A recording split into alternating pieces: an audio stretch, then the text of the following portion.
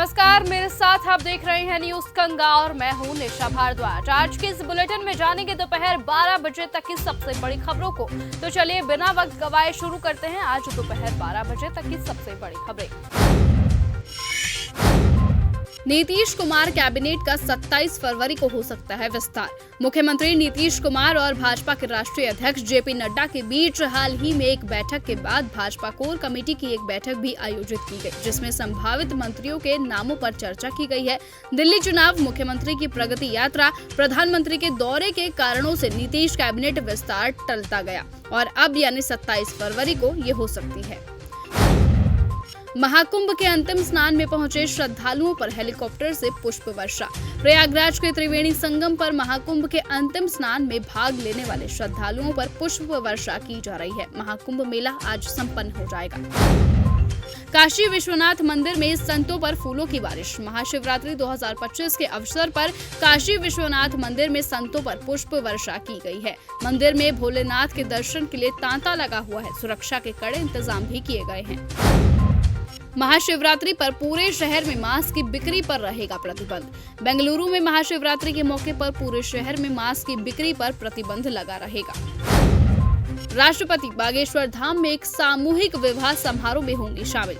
राष्ट्रपति द्रौपदी मुर्मू आज मध्य प्रदेश के छतरपुर जिले में बागेश्वर धाम में एक सामूहिक विवाह समारोह में शामिल होंगी। बागेश्वर धाम पीठाधीश्वर धीरेन्द्र कृष्ण शास्त्री ने महाशिवरात्रि के पर्व पर 251 बेटियों को एक शादी के बंधन में बांधने का संकल्प लिया है और इस दौरान 251 बेटियों को आशीर्वाद देने खुद राष्ट्रपति द्रौपदी मुर्मू भी बागेश्वर धाम आ रही हैं। इस अवसर पर समूचा बागेश्वर धाम को जनकपुर जैसा सजाया गया है। सांसदों की छुट्टी मंजूर करने के लिए समिति का गठन।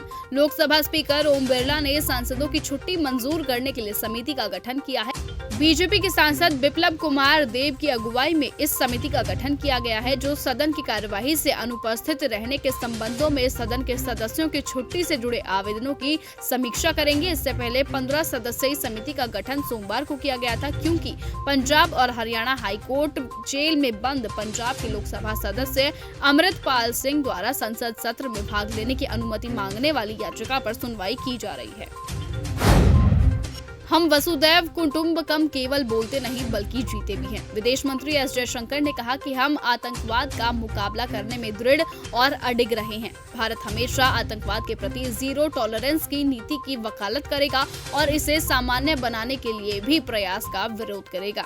इस दौरान उन्होंने मौजूदा समय में एक नई विषयक प्रणाली की जरूरत पर भी जोर दिया और साथ ही कहा कि हम वसुदैव कुटुंबकम केवल बोलते ही नहीं हैं बल्कि जीते भी हैं।